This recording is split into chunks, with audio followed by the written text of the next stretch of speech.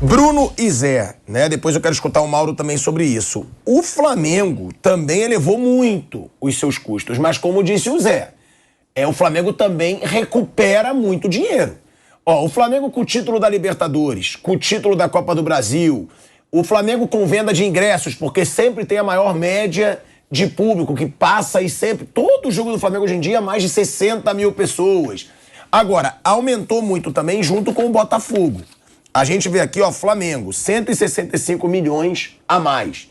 Botafogo, 130 milhões a mais. O Botafogo foi o que mudou mais de patamar, obviamente por causa da SAF. O Textor chegou injetando dinheiro. Agora, o Flamengo faz certo em gastar tanto, sendo que entra muito também, porque a gente vê que o Palmeiras, são os dois que a gente sempre compara. O Palmeiras reduziu 38 milhões, o Flamengo aumentou 165, mas o Flamengo também deve ter recebido mais, porque os títulos que o Flamengo conquistou pagam melhor, principalmente juntos. 1 bilhão por ano. 1 bilhão e meio, não foi? Passa de 1 bilhão e 200. Eu acho que foi quase 1 bilhão e meio. O Flamengo fatura mais que o Palmeiras. E o Palmeiras gasta muito. Não tem muita diferença, Flamengo e o Palmeiras, não. Até eu conversei hoje com o César Grafietti, ele falou, olha, a minha sensação é de que o Palmeiras dá uma esticada na corda para acompanhar o ritmo do Flamengo. As pessoas acham que o time do Palmeiras é barato? Quanto custou o Flávio Lopes? Quanto custou o Tabata? Quanto custou agora o Arthur? Quanto custa um Gustavo Gomes? O Arthur foi 8 milhões de dólares. De euros. Quanto custa manter um Gustavo Gomes, um Everton, jogador de seleção? Quanto custa um Dudu? É um time caro. O Dudu é o maior salário. Era até o Soares. Eu não sei se é ainda. O Soares também ganha muito. Então, assim, o Palmeiras tem um elenco caro. Mas esse aumento é responsável. E tá certo. Não, então, é isso que eu quero chegar. E tá certo. Mas e esse aumento e a diminuição, Mauro? É porque o Palmeiras gastou mais em 2021, é isso? Em 2021 ele gastou mais do que o Flamengo. Não, depende, você tá falando do quê? Dos números de porque gerais, nesse ranking, ó, o Flamengo aumentou 165 milhões. Isso. Os seus gastos. E o Palmeiras diminuiu 38 milhões. Não, então, mas esse é o mas tem um ponto importante seguinte: quando as pessoas falam que clube não é banco, eu não vou aqui condenar um clube que gasta com futebol, se ele tem dinheiro para isso. Se ele não está aumentando a dívida, está gastando com futebol, tá certo, porque clube não é banco. Ah, não, esse clube economizou o quê? Ganhou o quê? Nada. O time é ruim, mas tem dinheiro aberto, não faz sentido. O que não vale clube não é banco é quando o clube não tem dinheiro e gasta a si mesmo. Porque banco tem dinheiro. E clube sem dinheiro, óbvio que não é banco. Está muito longe de ser banco. Então o problema não é o Palmeiras desembolsar dinheiro, o Flamengo. Eles têm que investir. O fato é que os dois estão muito descolados dos demais. Muito longe, mas muito longe. E o único, você vê que na remuneração, os dois gastam mais de 400 milhões por ano. O Corinthians está na faixa dos 300 e alguma coisa, né? Sozinho nessa faixa. E dos outros são tudo 200 para baixo. E você tem um Fluminense gastando muito até pelo que arrecada. 36 milhões a mais. Você tem o Inter com a folha cara. Você tem outros, o Atlético, não precisa nem dizer, né? O caso do Botafogo é diferente. É a SAF, o investidor colocando. O Botafogo tem um dono agora, mas também é difícil recuperar esse dinheiro, hein? Com 19 mil pessoas no estádio, jogo do Botafogo, líder do campeonato. Vai tirar de onde esse dinheiro? Esse investidor aí talvez tenha dificuldade para recuperar essa grana, a não ser que ele consiga vender grandes jogadores que o Botafogo compre barato e venda. Agora, esse ranking, ele pode ser... Calma aí que vai voltar para a rádio. Já voltamos para a rádio. Esse ranking ele pode ser meio questionável, porque, ó, eu tô vendo aqui o Atlético Mineiro, ele reduziu em 18 milhões os seus gastos. Mas então também pode ser o seguinte, gastou muito em 2021, sim, e aí em 2022 gastou menos, porque, ó, Atlético Mineiro, menos 18 milhões, Palmeiras, menos 38. Mas a gente não pode analisar os números assim de forma absoluta. Pega tudo, botar num caldeirão e analisar. Ah, esse gastou esse percentual. Não, que reduziu o gasto. Então, reduziu, claro, porque ele gastou muito no ano anterior. Isso, é óbvio. Deve ter gasto muito. O Atlético gastou muito mais do que ele pode, elevou sua dívida, que está em 1 bi 300, coisa assim, até o estádio agora também, né? E aí, em um dado momento, não, agora vamos para a austeridade. Baixaram um pouquinho. Baixaram um pouquinho. Isso aí. Quer dizer, não é significativo. Baixaram 18 milhões. É muito pouco. Às vezes você abaixa no futebol, mas, por exemplo, no caso do Galo, dívidas com juros bancários. Sim, dívida de curto prazo. Você tem que pagar. Que eles vivem dizendo que aumenta dívidas muito, que é um peso trabalhistas, que todos têm um pacotão. Tem um estádio, inclusive. Tem um pacotão. Sabe o que acontece? Eu acho que a análise, não tem uma análise que fecha, a análise correta faz da maneira que quiser ver. Eu entendo, dando valor a todos esses dados importantes, eu já falei aqui que o César Grafietti é craque mesmo, é o seguinte, qual é a dívida? Quem tem uma grande dívida, o primeiro pensamento, se realmente levar a sério a importância da instituição, é diminuir a dívida. Com relação aos dois ricões aí, Flamengo e Palmeiras, quando há esse aumento, por exemplo, o Mauro César disse, no ano passado gastou mais, agora gastou menos. Esse aumento, eu até falei aqui de fundo, é um aumento responsável. É o cara que sabe que está olhando o número aqui, olha, eu vou gastar mais esse ano, mas o ano que vem eu gasto menos. Então, ele vai equilibrando os números. Entendeu? Isso é extremamente importante. E aí você olha a dívida que tem o Palmeiras e a dívida que tem o Flamengo. São dívidas absolutamente controláveis. O faturamento desses dois clubes, se acontecer qualquer coisa, eles têm grana aí para dar uma segurada. E aquele cara que tem o dinheiro no banco para os momentos emergenciais. Então ele sabe que se acontecer alguma trombada, ele está pelo menos resguardado. Né? É isso. Agora, você tem uma dívida enorme que aumenta todo ano, de um ano para o outro, pode até diminuir uma migalha qualquer aí, mas a dívida continua enorme. E você vê que você não vai conseguir pagar isso. Qual é há um cálculo, eu acho que foi o César que fez, Mauro, você já sei que você está mergulhado nesse relatório aí, não sei se você já chegou nesse ponto, que para pagar toda a dívida serão necessários 20 anos, pagando 20%. Atlético e Cruzeiro. Isso. Quer dizer, então, o Atlético mais de 20, Cruzeiro quase 20 anos.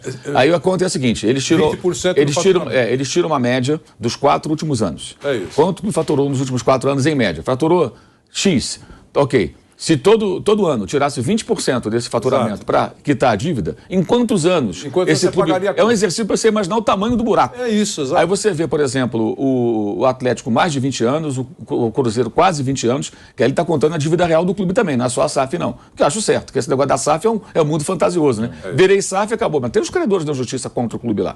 Enfim, o Flamengo, por exemplo, ele reduziu a dívida dele no ano passado.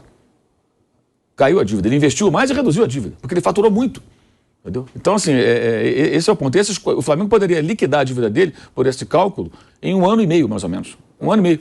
O que não faz sentido também você liquidar a dívida, porque parte dela está negociada no Profut. Você vai pagar isso a perder de vista. Não, é como se você tivesse uma prestação de um apartamento para pagar e você está pagando, sei lá, um percentual de 5%, 4% da sua remuneração para pagar o apartamento.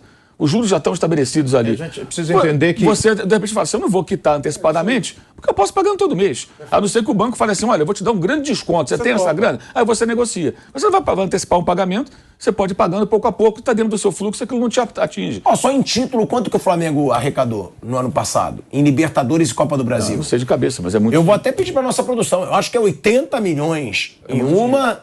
E uns 70 milhões em outra. Deve ser aí mais de 150 milhões de reais. Ano passado ganhou Libertadores e Copa do Brasil. Quase cerca de 200 milhões. É mais de 150 milhões de reais que o Flamengo arrecadou só em título, sem contar bilheteria, sem contar televisão. As dívidas atualizadas, dívida geral, aparece em 2022 o Atlético com 1,5 milhão quase. 1 bilhão e 498. É isso mesmo. O Corinthians com 1 bilhão e 29. O Cruzeiro com 800. Aí tem a variação.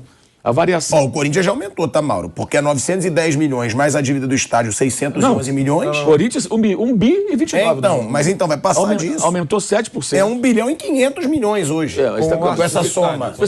É difícil contar o estádio, porque ninguém sabe o número do estádio. Diz aqui 611 milhões. Mas esse número no papel, existe? Não existe. Isso aí é um número fantasioso. Esse número pode ser o dobro, pode ser menos, pode ser mais, ninguém sabe.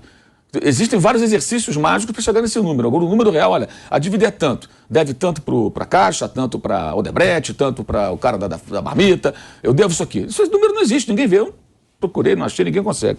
O Rodrigo Capello já foi atrás disso também várias vezes. Olha, o Atlético subiu a dívida 14%, o Corinthians 7%, o Cruzeiro 11%, o Vasco 1%, São Paulo 10%, o Botafogo 32%, o Fluminense 22%, o Inter 5%. Todo mundo cresceu a dívida. Quase todo mundo. O Atlético Paranaense 34%, muitas são dívidas relativas ao estádio, lá que tem um imbróglio lá com o Banco de Fomento do Paraná. O Bragantino 59%, mas aí tem uma curiosidade, o maior credor do Bragantino quem é? É o Red Bull. Então, é a empresa devendo para ela mesma, então dado mesmo, não muda nada. É uma peculiaridade, mas tem que ser registrado. Santos 8%, Palmeiras elevou 3%, é muito pouco, elevou 13 milhões a dívida, é pouco para o faturamento do Palmeiras, não é nada preocupante. Esquece. O Grêmio, 40% ele aumentou a dívida, você vê o problema do rebaixamento. Ou seja, você arrecada menos, não consegue quitar alguns compromissos. Você acaba se embananando todo. Ganha menos de televisão. Ganha menos de televisão. E o Flamengo reduziu 27% a dívida dele.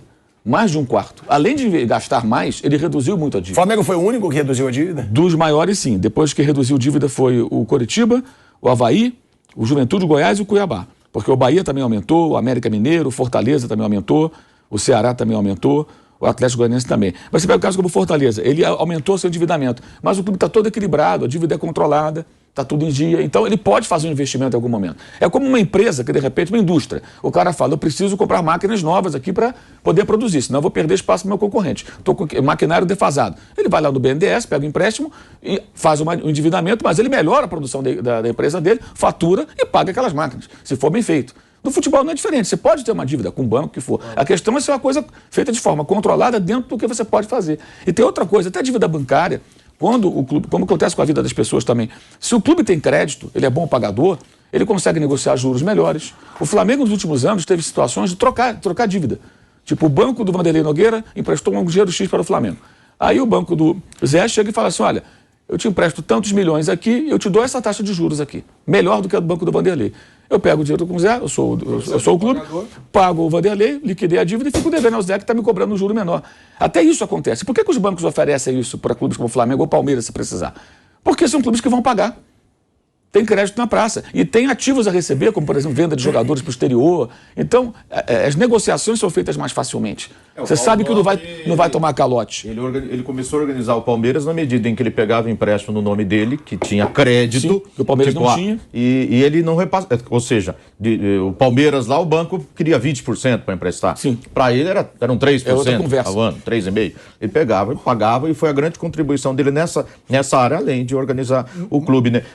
Assim, em termos de contratações, a gente precisa esclarecer para o torcedor que ninguém vende e compra jogador à vista.